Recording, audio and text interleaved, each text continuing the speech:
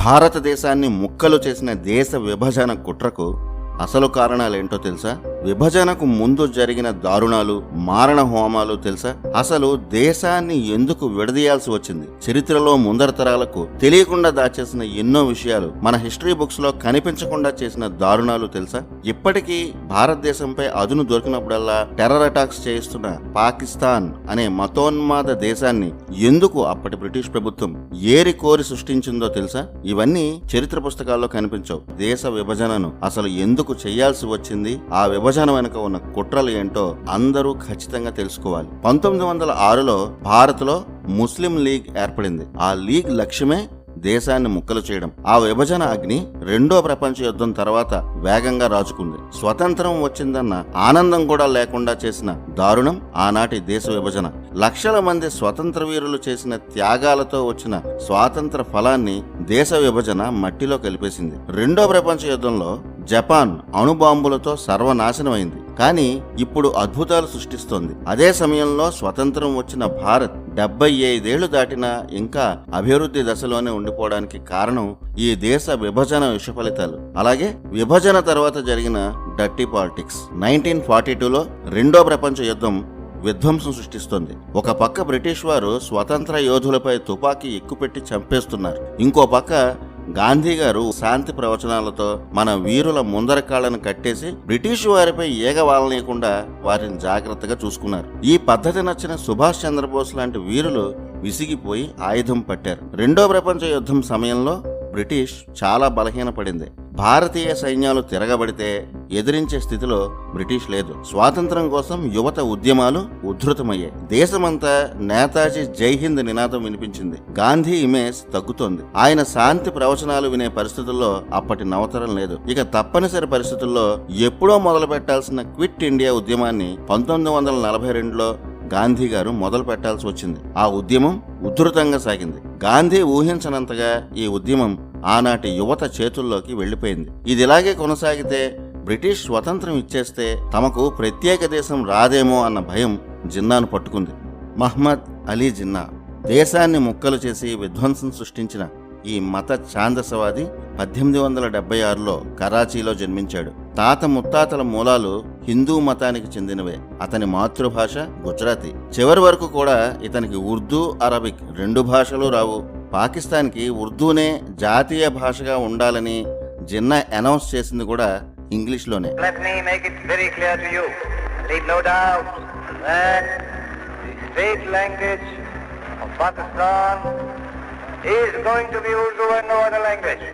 English, Gujarati తప్ప మరో భాష జిన్నాకి తెలీదు. చాలా కాలం వరకు మసీదుకు వెళ్లి నమాజు చేయలేదు.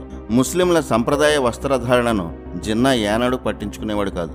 ఇంగ్లీష్ దొరలా తయారయ్యేవాడు. పార్సీ యువతని ప్రేమించి వివాహం చేసుకున్నాడు.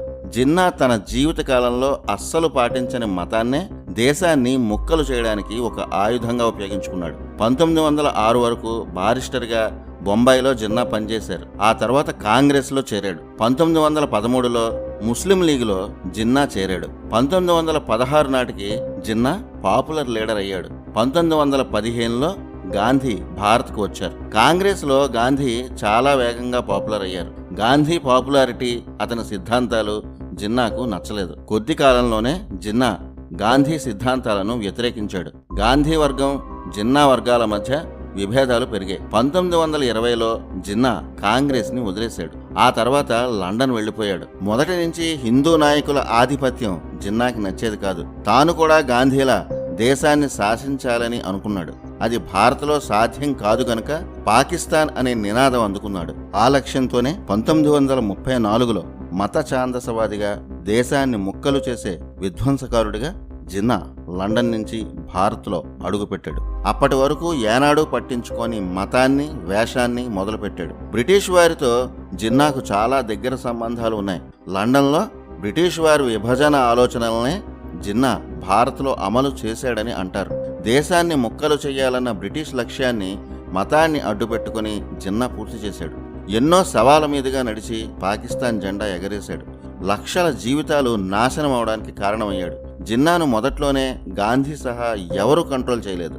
గాంధీ అహింసను, శాంతి సిద్ధాంతాలను జిన్నా అడ్వాంటేజ్ గా మార్చుకున్నాడు. 1943 డిసెంబర్లో కరాచీలో ఒక ముఖ్యమైన ముస్లిం లీగ్ సమావేశం జరిగింది. ఆ సమావేశంలో జిన్నా చాలా క్లారిటీగా ఒక నినాదం ఇచ్చాడు. అది డివైడ్ అండ్ క్విట్. ఈ స్లోగన్ చాలా పాపులర్. భారతదేశం ఎలా పోయినా మాకు పర్వాలేదు, మా పాకిస్తాన్ ని మాకిచ్చి అప్పుడు వెళ్ళండి అని జిన్నా స్ట్రైట్ ఫార్వర్డ్ గా బ్రిటిష్ వాళ్ళకి ఇచ్చిన స్లోగన్ అది. జిన్నా తన మత ఛాందసవాదాన్ని ఎక్కడా దాచుకోలేదు. ఆయన తన విధానాలపై చాలా క్లారిటీగా ఉన్నాడు. మతమే తనకు ముఖ్యమని ఎన్నోసార్లు చెప్పాడు. 1940లో బ్రిటిష్, జిన్నా ఆధ్వర్యంలోని ముస్లిం లీగ్ ఇద్దరూ కలిసి వేసిన దారుణ పథకం దేశ విభజన. జిన్నా ఎంత కోరినా గాంధీ గారు దేశాన్ని విభజించరు అని భారత ప్రజలంతా నమ్మారు. కానీ ఆ నమ్మకాన్ని వెంటనే వమ్ము చేశాడు మహాత్ముడు. 1943 మార్చిలో దేశ విభజన అంశంపై జిన్నాతో చర్చించేందుకు తాను సిద్ధం అని గాంధీ గారు ఇచ్చిన స్టేట్మెంట్ కి భారతీయులందరూ షాక్ అయ్యారు. గాంధీజీ నుంచి ఇలాంటి సమాధానాన్ని ఎవరూ ఊహించలేదు. అక్కడి నుంచే గాంధీ ఇమేజ్ కూడా బాగా తగ్గింది. 1944 సెప్టెంబర్ 9 నుంచి 27 వరకు గాంధీ జిన్నాల మధ్య 14 మీటింగులు జరిగాయి. అప్పట్లో న్యూస్ పేపర్లలో ప్రముఖంగా వచ్చిన వార్తలు ఇవన్నీ. పాకిస్తాన్ ఏర్పాటు విషయంలో మొదట బెంగాల్, పంజాబ్లను విభజన చేయాలనుకున్నారు. ఇది ప్రతిపాదించినది రాజాజీ. అందుకే దీన్ని రాజాజీ ఫార్ములా అంటారు. కానీ ఈ ఫార్ములాని జిన్నా ఒప్పుకోలేదు. తనకు పెద్ద దేశం కావాలని అన్నాడు. తాము చెప్పిన ప్రాంతాలతో పాకిస్తాన్ దేశం ఇవ్వాలని జిన్నా డిమాండ్ చేశాడు. సెకండ్ వరల్డ్ వార్ ముగిసింది. ఇక దోచుకోవడానికి భారత్ లో ఏమీ లేదు. మొత్తం దోచేసి నీళ్లు లేని బావిలా భారత్ ని బ్రిటిష్ పీల్చేసింది. ఇక భారత్ తో పల్లేదు గనక బ్రిటిష్ వెళ్లిపోవాలని అనుకుంది. వెళ్తూ వెళ్తూ భారత్ ని ముక్కలుగా చేయాలన్నది బ్రిటిష్ కుట్ర. భవిష్యత్తులో భారత్ బలమైన దేశం కాకుండా పక్కనే ఒక శత్రువుని ఉంచాలన్న ప్లాన్ పేరే పాకిస్తాన్. అలా దేశాన్ని ముక్కలు చేసేందుకు అప్పటి బ్రిటిష్ గవర్నమెంట్ సిమ్లాలో ఏర్పాటు చేసిన మొదటి సమావేశమే సిమ్లా సమావేశంగా ప్రఖ్యాతి చెందింది. 1945 జూన్ 14న ఈ సమావేశంలో దేశాన్ని ముక్కలు చేసే కుట్రకు పునాది పడింది. చాలా చర్చల తర్వాత దేశ విభజన చేయాల్సి వస్తే సుభిక్షమైన పంజాబ్, బెంగాల్లోని ముస్లిం జనాభా ఉన్న ప్రాంతాలను విభజించాలని బ్రిటిష్ కేబినెట్ నిర్ణయించింది. తన చేతికి మట్టి అంటకుండా బ్రిటిష్ గవర్నమెంట్ భారత్కి ఇచ్చిన ఆఫర్ డొమినియన్ గవర్నమెంట్, అంటే బ్రిటిష్ గవర్నమెంట్ కనుసన్నల్లో భారతీయులతో ఒక తాత్కాలిక ప్రభుత్వాన్ని ఏర్పాటు చేయించింది. ఇందుకు ఒక కేబినెట్ మిషన్ ని బ్రిటిష్ ప్రభుత్వం ఏర్పాటు చేసింది. పాకిస్తాన్ అనే దేశం ఏర్పాటు భారతీయుల ఇష్ట ప్రకారమే జరిగింది తప్ప తమదేం లేదని తప్పించుకునేందుకు బ్రిటిష్ చేసిన కుట్రల్లో భాగమే ఈ కేబినెట్ మిషన్. దేశ విభజన దుర్మార్గాన్ని నడిపించేందుకు బ్రిటిష్ కేబినెట్ మిషన్ టీం 1946 మార్చి 24న ఢిల్లీలో మీటింగ్ పెట్టింది. కేబినెట్ మిషన్ లో ముఖ్య సభ్యులుగా లారెన్స్, స్టాఫర్డ్ క్రిప్స్, అలెగ్జాండర్ వచ్చారు. కేబినెట్ మిషన్ ప్రకారం భారతదేశం తన సొంత గవర్నమెంట్ ఏర్పాటు చేసుకోవడానికి బ్రిటిష్ ఎలాంటి షరతులు విధించిందో చూడండి. భారతీయులు గవర్నమెంట్ ఏర్పాటు చేసుకోవచ్చు, కానీ రక్షణ, కమ్యూనికేషన్, విదేశీ వ్యవహారాలు మాత్రమే అధికారాలు ఉంటాయి. మన దేశంలో వ్యాపారాల మీద మనకు హక్కు లేదు. ఈ గవర్నమెంట్ లోనూ బ్రిటిష్ ప్రతినిధులే ఎక్కువగా ఉంటారు. వారితో పాటు దేశ సంస్థానాధీశులు, నాయకులు ఉంటారు. మతపరమైన సమస్య ఎదురైతే హిందూ సభ్యులు, ముస్లిం సభ్యులు సూచించిన విధంగా పరిష్కరించుకోవాలి. అంటే దేశ విభజన తర్వాత మత ఘర్షణలు జరుగుతాయని బ్రిటిష్, ముస్లిం లీగులకి ముందే తెలుసు. దీన్ని ఎవరైనా గవర్నమెంట్ అంటారా? ఇలాంటి నామమాత్రపు ప్రభుత్వానికి కేబినెట్ మిషన్ అనుమతిచ్చింది. ఎలాంటి అధికారాలు లేని ఈ నామమాత్రపు తాత్కాలిక ప్రభుత్వంలో కూడా 292 మంది బ్రిటిష్ సభ్యులే ఉండేవారు. సంస్థానాల నుంచి 93 మంది రాజులు ఉండేవారు. బ్రిటిష్ ఇండియా సభ్యుల్లో 210 మంది హిందువులు, ముస్లింలు 78 మంది ఉండేవారు. ఈ తాత్కాలిక ప్రభుత్వంలో ఇంకొంతమంది ముస్లింలను నామినేట్ చేసే హక్కు కాంగ్రెస్ కి ఉంది అని అప్పటి వైస్రాయ్ వెవెల్ చెప్పాడు. అంటే కేబినెట్ మిషన్ లో ఎంత ఎక్కువ మంది ముస్లింలు ఉంటే దేశ విభజన అంత సులువుగా అవుతుంది అని బ్రిటిష్ ఉద్దేశం. దేశ విభజన వెనుక ఇన్ని కుట్రలు జరిగాయి. దేశ విభజనలో గాంధీ గారితో పాటు నెహ్రూ గారిని కూడా చాలా మంది విమర్శిస్తారు. కానీ ఏ విషయంలో ఎలా ఉన్నా దేశ విభజనను నెహ్రూ మొదట్లో చాలా వ్యతిరేకించారు. 1946 సెప్టెంబర్ 2న నెహ్రూ అధ్యక్షుడిగా తాత్కాలిక ప్రభుత్వం ఏర్పాటైంది. హోంశాఖను పటేల్కి ఇచ్చారు. నెహ్రూ నాయకత్వాన్ని, పటేల్కి హోంశాఖను ఇవ్వడాన్ని ముస్లిం లీగ్ అంగీకరించలేదు. పటేల్ చేతిలో హోంశాఖ ఉంటే ముస్లిం లీగ్ ఆటలు సాగవు కదా, అందుకే భయం. అందుకే 1946 డిసెంబర్ 9న ఏర్పాటైన మొదటి రాజ్యాంగ సభను ముస్లిం లీగ్ బహిష్కరించింది. ముస్లిం లీగ్ అసలు ఉద్దేశం స్వతంత్ర భారత ప్రభుత్వాన్ని పార్లమెంటు లోపల నుంచే ధ్వంసం చేయడం. కేబినెట్ మిషన్ ముఖ్య ఉద్దేశం పాకిస్తాన్ ఏర్పరచడం. నెమ్మదిగా బ్రిటిష్ ఆర్డర్స్ తో నడుస్తున్న కేబినెట్ మిషన్ లోకి ముస్లిం లీగ్ ప్రాబల్యం పెరిగింది. అలాగే బ్రిటిష్ జిన్నాను ప్రముఖంగా చూపించడం కూడా మొదలుపెట్టింది. స్వతంత్ర పోరాటంలో ముస్లిం లీగ్ చేసిందేమీ లేదు. వారిలో ఏ ఒక్కరోజు కూడా దేశం కోసం పోరాడింది లేదు. బ్రిటిష్ వారి దెబ్బలు తినలేదు. వారి మతమే వారికి ముఖ్యం. ముస్లిం లీగ్ మీద గాంధీ గారికి ఉన్న అతి ప్రేమ వల్ల పదవులు మాత్రం బాగా అనుభవించారు. అలాంటి వారికి తాత్కాలిక ప్రభుత్వంలో అధికారం, పదవులు లభించాయి. అన్నాళ్లుగా స్వతంత్రం కోసం పోరాడిన నిజమైన దేశభక్తులు, యోధులు, అది హిందువులు కావచ్చు, ముస్లింలు కావచ్చు, వారి త్యాగాలన్నీ ముస్లిం లీగ్ రాజకీయాల ముందు నిష్ఫలమయ్యాయి. వారెవ్వరూ దేశ విభజనను కోరుకోలేదు. అలా దేశ విభజనకు మొదటి కుట్ర బ్రిటిష్ కేబినెట్ మిషన్ లో జరిగింది. కానీ పాకిస్తాన్ ఏర్పాటుపై జిన్నాకి అప్పటికీ అనుమానాలున్నాయి. అప్పుడే అతని మైండ్ లోకి వచ్చిన అతి దారుణమైన ఉన్మాద ఆలోచన డైరెక్ట్ యాక్షన్. ఇప్పటికీ ఈ మాట వింటే కలకత్తాలో ఆ తరం హిందువులు వణికిపోతారు. అప్పట్లో ముస్లిం జనాభా ఎక్కువగా ఉండే బెంగాల్లో ముస్లిం లీగ్ అధికారంలో ఉంది. అదే అదనుగా ముస్లిం లీగ్ అరాచకాలు మొదలుపెట్టింది. ఆనాడు జిన్నా ఆధ్వర్యంలోని ముస్లిం లీగ్ చేసిన హింసను హిట్లర్ యూదులపై చేసిన హింసతో తప్ప దేనితోనూ పోల్చలేం. 1946 జూలై 16 అంటే స్వతంత్రం రావడానికి సరిగ్గా ఏడాది ముందు బొంబాయిలో ముస్లిం లీగ్ సమావేశమైంది. అక్కడ చేసిన ఉన్మాద తీర్మానమే డైరెక్ట్ యాక్షన్. దీని అర్థం ఏమిటంటే తమ లక్ష్యం నెరవేర్చుకోవడానికి ఎలాంటి పవర్నైనా ఉపయోగించే ప్రత్యక్ష చర్య. అంటే మారణకాండకు విధ్వంస ఆయుధమే ఈ డైరెక్ట్ యాక్షన్. ముస్లిం లీగ్ తీర్మానించిన ఈ డైరెక్ట్ యాక్షన్ లో ఎలాంటి రూల్స్ లేవు. ఎవరిష్టం వచ్చినట్టు వాళ్ళు చేయవచ్చు. తమ డైరెక్ట్ యాక్షన్ కోసం ముస్లిం లీగ్ ఎంచుకున్న మొదటి నగరం కలకత్తా. బెంగాల్ రాష్ట్రంలో ముస్లింలు ఎక్కువ. కానీ బెంగాల్ రాజధాని కలకత్తాలో 1946 నాటికి హిందువులు 60% పైనే ఉండేవారు. ఆ నగర అభివృద్ధిలో మేజర్ పార్ట్ హిందువులదే.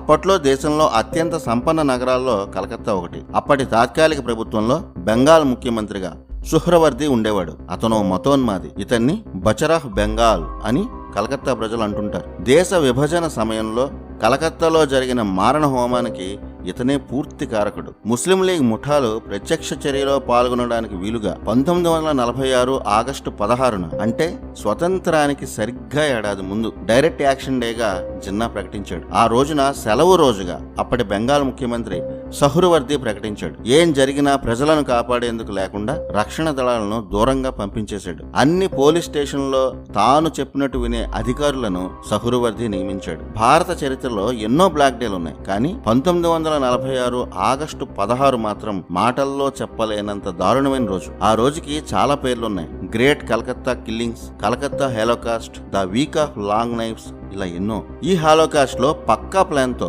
ముస్లిం లీగ్ ముఠాలు కలకత్తాలో వెతికి మరీ హిందువులను దారుణంగా కడతీర్చారు. వీధిలో లూఠీలు జరిగాయి. వీధుల్లో మీటింగులు పెట్టి సహ్రవర్ది, ముస్లిం లీగ్ నేతలు రెచ్చగొట్టే ప్రసంగాలు చేశారు. ఆ తర్వాత కలకత్తాలో జరిగిన మారణ హోమం ఆనాడు నాజీలు యూదులపై చేసిన మారణ హోమంతో పోల్చవచ్చు. 1946 నాటికి బెంగాల్లోని నవఖాళి, తిప్పెర జిల్లాల్లో హిందూ జనాభా 20% పడిపోయిందంటే ఏ స్థాయిలో మారణ హోమం జరిగిందో అర్థం చేసుకోవచ్చు. ఇంత జరుగుతున్నా గాంధీ, నెహ్రూలు, గొప్పగా చెప్పుకునే మౌలానా లాంటి నేతలు పూర్తిగా మౌనంగా ఉన్నారు. జిన్నాను ఒక్క మాట కూడా వారు అనలేదు. ఆనాడు గాంధీ, నెహ్రూల మౌనం ఒక చారిత్రక విషాదం. ఆ విషాదాన్ని కలకత్తా ప్రజలు ఇప్పటికీ గుర్తు చేసుకుంటారు. ఈ డైరెక్ట్ యాక్షన్ జరుగుతున్నంతసేపు దేశంలో ప్రముఖ నాయకులు ఎవరు ఆపే ప్రయత్నం కూడా చేయలేదు. కనీసం బాధితులను పరామర్శించలేదు. అంతా అయిపోయాక తీరిగ్గా గాంధీతో సహా ఒక్కొక్కరు బయటకు వచ్చారు. 1946 ఆగస్టు 16 నుంచి హిందువులపై ఈ దారుణాలు జరుగుతుంటే విధ్వంసం అంతా పూర్తిగా అయిపోయాక, ముస్లిం లీగ్ నేతల లక్ష్యాలు నెరవేరాక, వేల హత్యలు జరిగాక అప్పుడు గాంధీ గారు తీరుబడిగా నవంబర్లో అంటే 2 నెలల తర్వాత బయటకు వచ్చారు. నవంబర్ 6న నవఖాళికి వచ్చి శాంతి పాఠాలు, ప్రవచనాలు చెప్పారు. అప్పటికే జరగాల్సిన దానికన్నా ఎక్కువ ఘోరాలే జరిగాయి. ఈ ఘోరాలపై కూడా గాంధీ మౌనంగానే ఉన్నారు. ఈయన గారి శాంతి ప్రవచనాలు విని మారిపోవడానికి అక్కడ మనుషులు ఎవరు లేరు. అంతా మతోన్మాదమే. ఇటు బీహార్లోని దారుణాలు మొదలయ్యాయి. స్వతంత్రానికి ముందు దేశంలో జరిగిన ఈ దారుణాల గురించి ఎంతమందికి తెలుసు? ఇది జరుగుతుండగానే 1948లోగా ఇండియా నుంచి వెళ్లిపోతామని అప్పటి బ్రిటిష్ ప్రధాని అట్లీ ప్రకటించాడు. 1947 ఫిబ్రవరి 20న ఈ ప్రకటన చేశాడు. ఆ ప్రకటనలోనే భారత తలరాతను మార్చేసే మరో నిర్ణయాన్ని స్పష్టంగా చెప్పాడు. అదేంటంటే బ్రిటిష్ ఇండియా అధికారాలను ఒకే కేంద్ర ప్రభుత్వానికి బదిలీ చేయాలా, కొన్ని చోట్ల ప్రత్యేక రాష్ట్రాలకు కూడా బదిలీ చేయాలా అనే విషయం భారతీయుల ప్రయోజనాలను దృష్టిలో పెట్టుకొని చేస్తాం అన్నాడు. అంటే భారత్ని 2 భాగాలుగానే కాదు, ఇంకా ఎక్కువ ముక్కలు చెయ్యాలన్నది బ్రిటిష్ ఆలోచన. అట్లీ స్టేట్మెంట్ జిన్నాకు బాగా కలిసి వచ్చింది. ఈ ప్రకటన తర్వాతే పాకిస్తాన్ ఏర్పాటు కన్ఫర్మ్ అయింది. ముస్లిం లీగ్ ఆధిపత్యం ఉన్నచోట వారు విధ్వంసాలు సృష్టించడం మొదలుపెట్టారు. ఈ విధ్వంసాలను కంట్రోల్ చేయడంలో ఆనాటి నెహ్రూ తాత్కాలిక ప్రభుత్వం పూర్తిగా ఫెయిల్ అయింది. ఈ ఫెయిల్యూర్ ఖరీదు వేల ప్రాణాలు. ప్రభుత్వమే ఏమీ చేయలేని స్థితిలో ఉన్నప్పుడు ప్రజలకు నేతలపై నమ్మకాలు ఎలా ఉంటాయి? ముస్లిం మెజారిటీ ప్రాంతాల నుంచి హిందువులు, సిక్కులు చాలా వరకు తమ ప్రాణాలు అరచేతిలో పెట్టుకుని పారిపోయారు. ముస్లిం లీగ్ ముఠాల పైశాచికాలకు చాలామంది మరణించారు. ఇవన్నీ మౌంట్ బాటన్ భారత్కి రావడానికి ముందు జరిగిన ఘటనలు. 1947 మార్చి 3న దేశ విభజన గురించి జర్నలిస్టులు గాంధీని గట్టిగా అడిగారు. దేశ విభజన అంటూ వస్తే అది నా శవం మీదనే విభజింపబడుతుందని ఆ రోజున ఎమోషనల్గా మాట ఇచ్చిన గాంధీ ఆ మాటను నిలబెట్టుకోలేకపోయారు. గాంధీ మాట ఇచ్చిన సరిగ్గా 3 వారాలకు 1947 మార్చి 22న భారత్కి చిట్ట చివరి బ్రిటిష్ వైస్రాయ్గా లూయిస్ మౌంట్ బాటన్ వచ్చాడు. 1947 మార్చి 22న మౌంట్ బాటన్ తన భార్య ఎడ్వినాతో కలిసి ఢిల్లీకి వచ్చాడు. 1948 జూన్ వరకు 1 సంవత్సరం పైనే భారత్లో ఉన్నాడు. తమ ప్లాన్ని అమలు చేసేందుకు మౌంట్ బాటన్ని ఏరి కోరి పంపింది బ్రిటిష్ ప్రభుత్వం. భారత స్వతంత్రానికి 6 నెలల ముందు మౌంట్ బాటన్ దంపతులు ఒక హాలిడే ట్రిప్కి వచ్చినట్టు ఇండియాకి వచ్చారు. దేశాన్ని ముక్కలు చేసి లక్షల జీవితాలు సర్వనాశనం అవడానికి మౌంట్ బాటన్ కారణమయ్యాడు. విభజన కాలమంతా అతను జిన్నా ఏజెంట్లా పనిచేశాడు. 2వ ప్రపంచ యుద్ధంలో ఆగ్నేయ ఆసియాలో మిత్ర దేశాల సైన్యాలకు సుప్రీం కమాండర్గా, వైస్ అడ్మిరల్గా మౌంట్ బాటన్ పనిచేశాడు. బ్రిటిష్ రాజకుటుంబంలోనే లూయిస్ మౌంట్ బాటన్ పుట్టాడు. అణువున జాత్యాహంకారం ఉన్నవాడు. తన హిందూ వ్యతిరేకతను బాటన్ ఎక్కడా బయటపడకుండా జాగ్రత్త పడ్డాడు. వీటిని మించి తిమ్మిని బమ్మిని చేయగల తెలివితేటలు ఉన్నవాడు. దేశాన్ని విభజించేందుకు, జిన్నా పని సులువు చేసేందుకు మాత్రమే మౌంట్ బాటన్ ఇండియాలో దిగాడు. మొదటి 6 నెలల్లోనే మౌంట్ బాటన్ చెయ్యాల్సిన పనులన్నీ చేసేశాడు. ఇతన్ని చాలా సినిమాల్లో, పుస్తకాల్లో మంచివాడిగా, ఎమోషనల్గా చూపిస్తారు. అవేవి అతని రియల్ స్టోరీలో కనిపించవు. ఇతని భార్య ఎడ్వినా కూడా బ్రిటన్ రాజకుటుంబానికి దగ్గరి బంధువే. ఆమె మాత్రం స్వచ్ఛంద కార్యక్రమాలు చేసి అందరి అభిమానం పొందారు. బ్రిటిష్ సామ్రాజ్యంలో ఈ 2 వ్యక్తులు ప్రముఖ వ్యక్తులే. బ్రిటన్ ప్రయోజనాల కోసం ఎన్ని దేశాలనైనా నాశనం చేయడానికి ఏమాత్రం ఆలోచించని వ్యక్తి మౌంట్ బాటన్. భారత్కి వచ్చిన వెంటనే మౌంట్ బాటన్ మొట్టమొదట ప్రేమగా కలిసింది జిన్నానే. అక్కడితోనే అందరికీ విషయం అర్థమైపోయింది. అప్పటికే దేశమంతా మత కల్లోలాలు సృష్టించి అప్పటి వరకు హాయిగా కలిసి ఉన్న మతాల మధ్య జిన్నా, ముస్లిం లీగులు చిచ్చు పెట్టాయి. పాకిస్తాన్ ఇవ్వకపోతే జిన్నా దేశాన్ని ఎక్కడ నాశనం చేస్తాడో అని ఉక్కు మనిషి పటేల్, నెహ్రూ లాంటి వారు కూడా నిస్సహాయంగా ఉండిపోయిన సమయం. గాంధీ గారైతే విభజన సమయంలో పూర్తిగా మౌనవ్రతం పాటించారు. మిగిలిన నేతలు సరే. ఇలాంటి సమయంలో 1947 ఏప్రిల్ 7, 8 తేదీల్లో జిన్నా మౌంట్ బాటన్ని కలిశాడు. పంజాబ్, బెంగాల్లను విభజించి పాకిస్తాన్ దేశం ఇవ్వాలన్న ప్రపోజల్కి జిన్నాను మౌంట్ బాటన్ ఒప్పించాడు. ఆ రోజున మౌంట్ బాటన్, జిన్నాల మధ్య జరిగిన ఆ మీటింగ్ దేశాన్నే విచ్ఛిన్నం చేసింది, రక్త చరిత్రను రాసింది. జిన్నా అభిప్రాయాన్ని తీసుకున్న తర్వాతే మౌంట్ బాటన్ అందరితో మీటింగ్ పెట్టాడు. విభజన మాకు ఇష్టం లేదు అంటూనే, యునైటెడ్ ఇండియా కోసమే తాము ప్రయత్నిస్తున్నాం అని చెబుతూనే బ్రిటిష్ గవర్నమెంట్ పార్టిషన్ ప్రాసెస్ని ప్రీప్లాన్డ్గా ఎంత స్పీడ్గా చేసిందో ఈ వివరాల ద్వారా మీకే తెలుస్తుంది. 1947 మే 10 నుంచి 16 వరకు మౌంట్ బాటన్ మీటింగ్స్ పెట్టాడు. కాంగ్రెస్ తరపున నెహ్రూ, పటేల్ హాజరయ్యారు. సిక్కుల తరపున బలదేవ్ సింగ్ వచ్చాడు. ముస్లిం లీగ్ తరపున జిన్నా, లియాఖత్ అలీ వచ్చారు. ప్రపోజ్డ్ పార్టిషన్కి జిన్నా అంగీకరించాడు. కాంగ్రెస్, సిక్కులు తప్పనిసరిగా అంగీకరించే పరిస్థితులను మౌంట్ బాటన్, జిన్నాలు కల్పించారు. పార్టిషన్ రిపోర్టును తీసుకుని మౌంట్ బాటన్ మే 18న లండన్ వెళ్ళాడు. జస్ట్ 5 రోజుల్లోనే, అంటే మే 23న బ్రిటిష్ క్యాబినెట్ ఇండియా పార్టిషన్ని ఆమోదించేసింది. అంటే మన దేశాన్ని ఇంకెవడో బయట దేశం వాడు విభజిస్తూ ఉంటే చేతకాని వాళ్ళలా మన దేశం చూస్తూ కూర్చోవాల్సి వచ్చింది. ఇలాంటి సందర్భంలోనే సుభాష్ చంద్రబోసో భగత్ సింగో ఉంటే పరిస్థితులు వేరేలా ఉండేవేమో. బానిసత్వం ఎంత దారుణమో చెప్పేందుకు ఇంతకన్నా గొప్ప ఉదాహరణ ఇంకోటి అవసరం లేదు. బానిసత్వం మరణంతో సమానం. అలా దోచుకునే లక్ష్యంతోనే వచ్చిన బ్రిటిష్ దోపిడీ రాజ్యం తన రాజకీయాల కోసం మతోన్మాదాన్ని అడ్డుపెట్టుకుని జిన్నా ఈ ఇద్దరు భారతదేశాన్ని ముక్కలు చేశారు. అఖండ భారతదేశాన్ని ఇండియా, వెస్ట్ పాకిస్తాన్, ఈస్ట్ పాకిస్తాన్గా 3 ముక్కలుగా చేశారు. ప్రపంచంలో ఎక్కడైనా ఒకే దేశాన్ని సంబంధం లేని 2 ప్రాంతాల్లో భాగాలుగా విడదీసిన సందర్భం ఎక్కడైనా ఉందా? అంత ఘోరంగా దేశాన్ని ముక్కలు చేశారు. చివరికి 1947 మే 23న అఫీషియల్ అనౌన్స్మెంట్ ఇలా ఉంది. బ్రిటన్ పార్లమెంట్లో అప్పటి బ్రిటిష్ ప్రధాని అట్లీ చేసిన ప్రకటన ఇది. అప్పటి వరకు భారత్లో ఉన్న రాజ్యాంగ సభ అలాగే నడుస్తుంది. అంటే నెహ్రూ ప్రధానిగా ఉన్న తాత్కాలిక ప్రభుత్వం అన్నమాట. ఆ ప్రభుత్వంలో చేరడం ఇష్టం లేని ప్రాంతాలు వేరే రాజ్యాంగ అసెంబ్లీలను ఏర్పాటు చేసుకోవచ్చని బ్రిటిష్ నిర్ణయించింది. అలాగే కొన్ని ప్రత్యేక ప్రాంతాల్లో రిఫరెండం అంటే ప్రాంతాల వారీగా మెజారిటీ ఓట్ల ద్వారా దేశ విభజన జరుగుతుందని బ్రిటిష్ ప్రభుత్వం నిర్ణయించింది. అలాగే హద్దులను తామే నిర్ణయిస్తామని 1941 జనాభా లెక్కల ప్రకారం విభజన జరుగుతుందని బ్రిటిష్ గవర్నమెంట్ భారత్ని విచ్ఛిన్నం చేసే నిర్ణయాలు తీసుకుంది. బ్రిటిష్ తీసుకున్న ఈ నిర్ణయాల ఫైల్తో మౌంట్ బాటన్ మే 31న భారత్కి తిరిగి వచ్చాడు. అదే సమయంలో గాంధీజీని మౌంట్ బాటన్ కలిశాడు. ఆ రోజు మౌనవ్రతమని తాను మాట్లాడలేనని చెప్పి గాంధీ మౌనం వహించారు. చాలా మందికి మింగుడు పడకపోయినా ఇది నిజం. లక్షల సంవత్సరాల చరిత్ర అఖండ భారతం సొంతం. ఈ భూమి మీద అత్యంత ప్రాచీన పురాతన నాగరికత, సంస్కృతి ఉన్న దేశం మంది. అలాంటి అఖండ భారతాన్ని జస్ట్ ఒక్క నెలలో ముక్కలు చేసేశారు. మన సంస్కృతిని, చరిత్రను దోపిడీ రాజ్యం, విధ్వంస ముఠాలు నాశనం చేసేసాయి. 1947 జూన్ 2న భారతదేశ చరిత్రలో అతి పెద్ద దుర్దినం. ఆ రోజునే దేశ విభజనకు కాంగ్రెస్ వర్కింగ్ కమిటీ అంగీకరించింది. భారతదేశం 2 సార్వభౌమ దేశాలుగా విడిపోతుందని 1947 జూన్ 3న బ్రిటిష్ ప్రధాని అట్లీ లండన్లో ప్రకటించాడు. ఆ మర్నాడే అంటే 1947 జూన్ 4న మౌంట్ బాటన్ ఢిల్లీలో ప్రెస్ కాన్ఫరెన్స్ పెట్టాడు.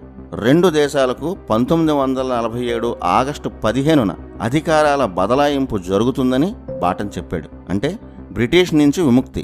ఆగస్టు 15 అనే డేట్ని మనవాళ్లు నిర్ణయించలేదు. ప్రెస్ మీట్లో ఒక జర్నలిస్ట్ భారత్కి స్వతంత్రం ఏ డేట్ని ఇస్తారు అని మౌంట్ బాటన్ని అడిగితే అప్పటికప్పుడు 1 నిమిషం ఆలోచించి ఆగస్టు 15 అని చెప్పాడు. ఇంతకీ అదే డేట్ ఎందుకు చెప్పాడో తెలుసా? 2వ ప్రపంచ యుద్ధంలో మిత్ర దేశాలపై జపాన్ ఓడిపోయిన రోజుది. అమెరికా, బ్రిటన్ల ముందు జపాన్ తలదించుకుని నిలబడిన తేదీ 1945 ఆగస్టు 15. అంటే భారత్ నుంచి మేము వెళ్ళిపోతున్న జపాన్ని నాశనం చేసినట్టే భారత్ని నాశనం చేసి వెళ్తున్నాం అని ఎప్పటికీ గుర్తుండేలా మౌంట్ బాటన్ ఇండైరెక్ట్గా చెప్పిన డేట్ అది.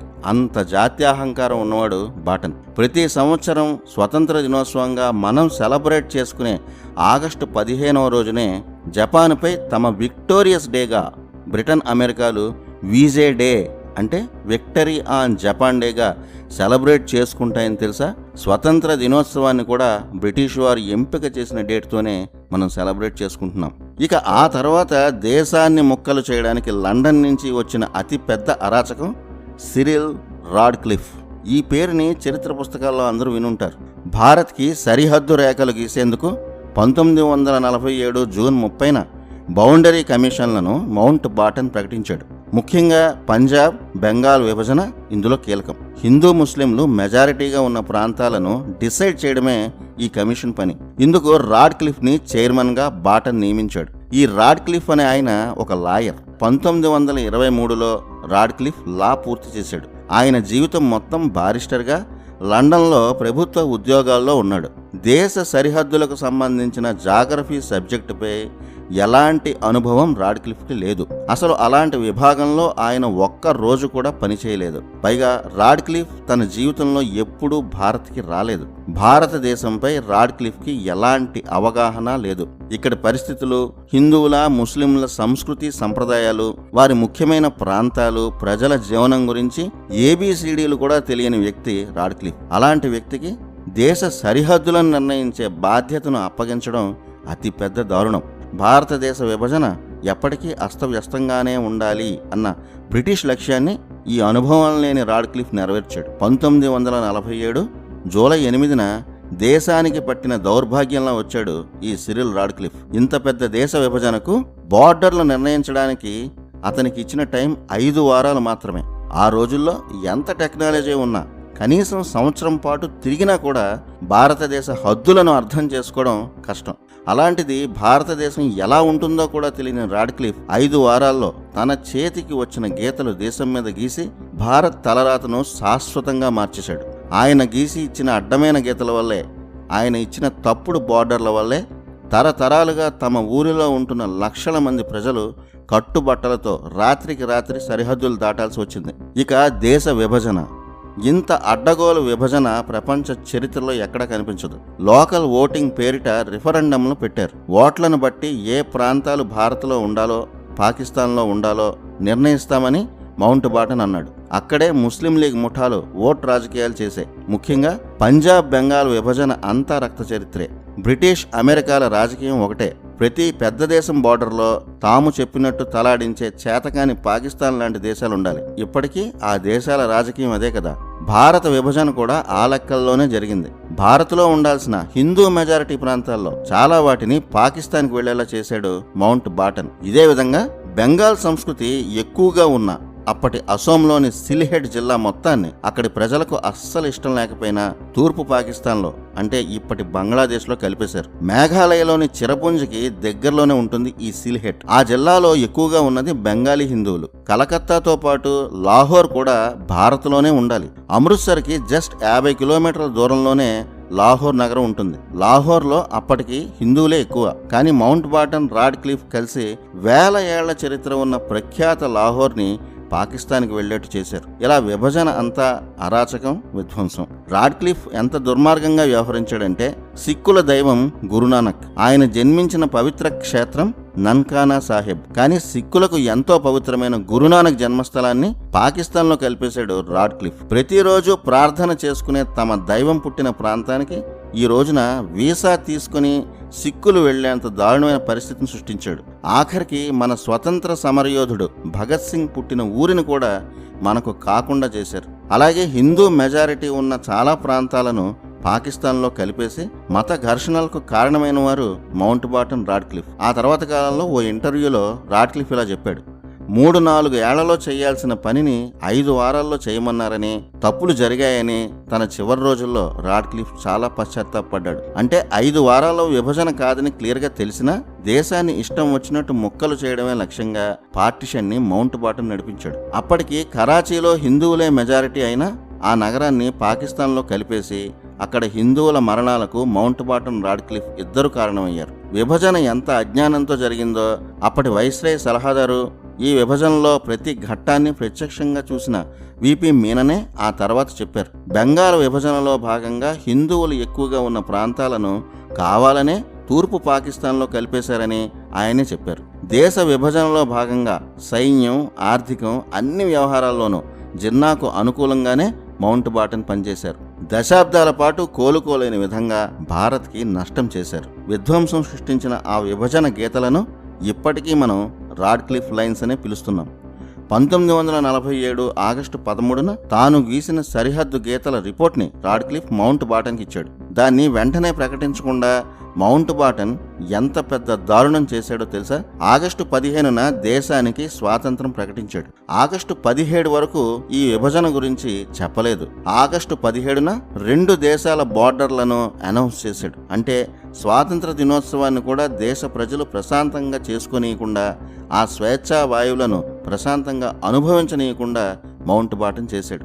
ఆగస్టు 15 రోజునే స్వతంత్రం వచ్చినా పంజాబ్, బెంగాల్ సరిహద్దు ప్రాంతాల్లో లక్షల మంది ప్రజలు తాము ఏ దేశానికి చెందుతామో తెలియక, ఏ దేశ పతాకాన్ని ఎగరయ్యాలో అర్థం కాక స్వతంత్ర వేడుకలకు దూరంగా ఉండిపోయారు. స్వతంత్రం అనే ఆనందం గుర్తొచ్చినప్పుడల్లా విభజన అనే విషాదం కూడా గుర్తొచ్చి బాధపడేలా చేశాడు లూయిస్ మౌంట్ బాటన్. 1947 ఆగస్టు 15 200 ఏళ్ల బ్రిటిష్ బానిసత్వం నుంచి మనకు స్వాతంత్రం వచ్చిన రోజు. ఇంత పోరాడి స్వతంత్రం తెచ్చుకున్న తర్వాత కూడా మళ్ళీ మన మీద పెత్తనం చేసిన ఆ బ్రిటిష్ వారిని ఎవరైనా నెత్తి మీద పెట్టుకుంటారా? కానీ ఆ ఘోరమైన చారిత్రక తప్పిదాన్ని నెహ్రూ ప్రభుత్వం చేసింది. ఆగస్టు 15 తర్వాత తట్టాబుట్ట సర్దుకొని వెళ్లిపోవాల్సిన మౌంట్ బాటన్ని ఆపి స్వతంత్ర భారత డొమినియన్ గవర్నర్గా మౌంట్ బాటన్ను నెహ్రూ కోరడం ఒక చారిత్రక తప్పిదం. స్వతంత్రం తర్వాత కూడా మౌంట్ బాటన్ భారత్లోనే 10 నెలలు ఉండి పెత్తనాలు చేశాడు. అతన్ని దాటి నెహ్రూ ఏ పని చేయలేకపోయారు. స్వతంత్రం వచ్చాక కూడా భారతదేశ ఫస్ట్ గవర్నర్ జనరల్గా మొదటి 10 నెలలు మళ్ళీ బ్రిటిష్ వాడే పరిపాలించాడు. అది మన దౌర్భాగ్యం. అధికారాలన్నీ మనవే, కానీ భారత్పై బ్రిటిష్ పెత్తనం మరో 10 నెలలు మౌంట్ బాటన్ రూపంలో అనుభవించాల్సి వచ్చింది. 1948 ఫిబ్రవరి 28 నాటికి భారత్ నుంచి బ్రిటిష్ సైన్యం అధికారులు పూర్తిగా వెళ్ళిపోయారు. కానీ 1948 జూన్ 21 వరకు మౌంట్ బాటన్ భారత్లోనే ఉండి చరిత్రలో ఎప్పటికీ మర్చిపోలేనంత విషాదాన్ని నింపి తన దేశానికి ఆనందంగా వెళ్ళిపోయాడు. ఆ 10 నెలల్లో మౌంట్ బాటన్ అండ చూసుకుని పాకిస్తాన్ మూకలు హిందువులు సిక్కులపై జరిపిన నరమేధాన్ని మాటల్లో వర్ణించలేం. ఇన్నిన్ని దారుణాలు జరుగుతున్నా భారతదేశంలో విలాసాలు అనుభవిస్తూ మౌంట్ బాటన్ పాకిస్తాన్ వైపే నిలబడ్డాడు. తలుచుకుంటే ఉక్కు పాదంతో అణిచే శక్తి ఉన్న మౌంట్ బాటన్ ఆ పని చేయలేదు. 1947 ఆగస్టు 15 నాటికి పాకిస్తాన్లో హిందువులు సిక్కుల జనాభా 26% పైనే. బెంగాల్ విభజన ద్వారా ఏర్పడిన తూర్పు పాకిస్తాన్లో హిందువుల జనాభా 30%. ఇంత పెద్ద సంఖ్యలో హిందువులు ఉండడాన్ని పాకిస్తాన్లో ముస్లిం లీగ్ ముఠాలు ప్రమాదంగా భావించాయి. ఆ మూకలకు భయపడి 6 నెలల పాటు పాకిస్తాన్ నుంచి భారత్ నుంచి పాకిస్తాన్కు జరిగిన మాస్ మైగ్రేషన్ అనే దారుణం చరిత్రలో ఎప్పటికీ చెరిగిపోని బ్లడ్ షేడ్గా మిగిలిపోయింది. ఆ కాలంలో కొత్తగా ఏర్పడిన పాకిస్తాన్లో చిక్కుకుపోయిన హిందువులు సిక్కులపై అక్కడి మూకలు చేసిన అరాచకాలు ఆర్తనాదాలను రాయాలంటే ఒక పెద్ద పుస్తకమే అవుతుంది. ప్రతి పేజీలోనూ రక్త చరిత్రే కనిపిస్తుంది. అసలు అప్పటి వరకు ఎప్పుడూ వినని దేశ విభజన అంటే ఏమిటో తెలియని జనం తాత ముత్తాతల నుంచి వంశపారంపర్యంగా ఉంటున్న తమ ప్రాంతాలను ఇళ్లను వదిలి ఎందుకు వెళ్లిపోవాలో కూడా తెలియని అమాయక జనం అతి దారుణమైన ఘోరాలకు బలయ్యారు. కొన్ని నెలల పాటు పాకిస్తాన్ నుంచి భారత సరిహద్దులకు కోట్ల మంది చేసిన ప్రమాదకర ప్రయాణం చరిత్రలో అతిపెద్ద విషాదం. తమ దేశం వదిలిపెట్టి వెళ్లాలని లేదంటే చావాలని మాటల్లో చెప్పలేనంత విధంగా పాకిస్తాన్ మూకలు అరాచకాలు సాగించాయి. మహిళలపై లెక్కలేనన్ని అత్యాచారాలు, బలవంత మత మార్పిడులు జరిగాయి. భారత్ సరిహద్దులకు ప్రాణాలు అరచేత పట్టుకుని పారిపోతున్న హిందువులను దారికాసి వెతికి మరీ పాకిస్తాన్ సైన్యాలు ముఠాలు దాడులు చేశాయి. ధనవంతుల ఇళ్లు దోచుకున్నారు, వారి ఆస్తులు దోచుకున్నారు. 2 ప్రభుత్వాల నుంచి హిందూ సిక్కు బాధితులకు ఎలాంటి సహాయం అందలేదు. సరిహద్దుల్లో దారులన్నీ శవాలతో నిండిపోయాయి. స్వతంత్రం వచ్చిన తర్వాత 10 నెలల పాటు భారత్ పాకిస్తాన్ సరిహద్దుల మధ్య పరిస్థితి ఇదే. దేశ విభజన అనే అరాచక నిర్ణయానికి కోట్ల మంది అమాయక ప్రజలు బలయ్యారు. రాత్రికి రాత్రి తరతరాలుగా తాము ఉంటున్న ఊరు ఇల్లు తమది కాకుండా పోయింది. జీవించే హక్కునే వారు కోల్పోయారు. ఆ మాస్ మైగ్రేషన్లో లెక్కలేనంత నష్టపోయింది హిందువులే. హిందూ సిక్కులపై దాడులు ఉన్మాద స్థాయికి చేరాయి. కట్టుబట్టలతో దేశం దాటుతున్న ప్రజలకు కనీస వసతులైన నీరు, ఆహారం, వైద్య సదుపాయాలను కూడా ప్రభుత్వం ఏర్పాటు చేయలేకపోయింది. నీరు, ఆహారం దొరకక వేల మంది చనిపోయారు. రైళ్లలో ఊపిరి ఆడక వేడికి తాళలేక మరణించిన వారు ఎందరో. రైళ్లలో చోటు లేక ఫుట్బోర్డుపై, రైళ్ల టాపులపై ఎక్కి అతి ప్రమాదకరమైన ప్రయాణాలు చేసిన ఫోటోలు ఇంటర్నెట్లో ఇప్పటికీ చాలా ఉన్నాయి. ఈ ఘోరాలపై రిపోర్ట్ చేసి చెలించిపోయిన బ్రిటిష్ జర్నలిస్ట్ లియోనార్డ్ మోస్లే ఒక పెద్ద రిపోర్ట్ తయారు చేశాడు. దేశ విభజన తర్వాత పాకిస్తాన్లో చిక్కుకుపోయిన హిందువులు, సిక్కులు సుమారు 1,60,00,000 మంది పైమాటే. వీరందరి ఆస్తులను, ఇళ్లను, ధనాన్ని, ఆఖరికి కట్టుబట్టలతో సహా ఏది వదలకుండా పాకిస్తాన్ ముఠాలు దోచుకున్నాయి. ఎంతమంది మరణించారో, ఎన్ని అత్యాచారాలు జరిగాయో రిపోర్టుల్లో చెప్పలేని, చూపించలేనంత పెద్ద సంఖ్య అని, అది లెక్కలకు అందదని British reporter Mosley the last days of British Raj అనే ఒక పెద్ద పుస్తకమే రాశారు. ఆనాటి ఘటనలకు ప్రత్యక్ష సాక్షిగా ఒక బ్రిటిష్ రిపోర్టరే రాశాడు కాబట్టి అందులో నిజాలను అనుమానించాల్సిన పని లేదు. ఈ పుస్తకం చదివితే ఆనాటి ఘోరాలు క్లియర్గా అర్థమవుతాయి. పాకిస్తాన్ నుంచి హిందువులతో వచ్చిన ప్రతి రైలు శవాలతో నిండిపోయి కనిపించింది. ప్రపంచంలో ఎక్కడా ఎంత మారణ హోమంతో విభజన జరగలేదు. ఇది స్వతంత్ర దినోత్సవ వేడుకల వేళ దేశ విభజన విషాదం సృష్టించిన దారుణం. ఈ విభజన కారణంగా పాకిస్తాన్ మూకల అరాచకాలకు, దోపిడీలకు హిందువులు, సిక్కులు కోల్పోయిన సంపద ఆ రోజుల్లోనే 1400 కోట్లుగా లెక్క తేలింది.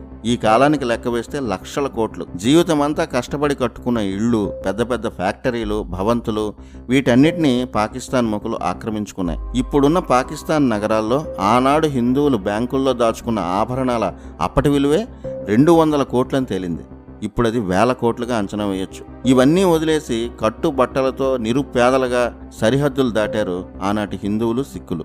దేశ విభజన వల్ల జరిగిన ఈ దారుణాల గురించి ప్రభుత్వాలు ముద్రించిన ఏ చరిత్ర పుస్తకంలోనైనా తక్కువగానే కనిపిస్తుంది. నిజాలు రాస్తే ఆ తరం నాయకుల పరువు పోతుంది కదా, అందుకే ఆనాటి తీవ్రతను తగ్గించి చూపించారు. కానీ విభజన విషాదాల గురించి ఎంతోమంది బ్రిటిష్ జర్నలిస్టులు, భారతీయ జర్నలిస్టులు, ఎంతోమంది విశ్లేషకులు, ఆ ఘటనలను ప్రత్యక్షంగా చూసి చెలించిపోయిన అధికారులు ఎన్నో పుస్తకాలు రాశారు. ఆ పుస్తకాలు చాలానే ఆన్లైన్లో దొరుకుతున్నాయి. అలాగే స్వతంత్రం వచ్చాక కూడా దేశాన్ని వదలకుండా 10 నెలలు పట్టి పీడించిన మౌంట్ బాటన్ ఆ 10 నెలల్లోనే కాశ్మీర్ ఇష్యూని పెద్ద చేసి దశాబ్దాల మారణ హోమను రగిలించి వెళ్ళాడు. మన దేశానికి సంబంధించిన అంతర్గత వ్యవహారమైన కాశ్మీర్ సమస్యను 1948 జనవరిలో అంతర్జాతీయ సమస్యగా సృష్టించి యుఎన్ఓకి రికమెండ్ చేసింది మౌంట్ బాటనే.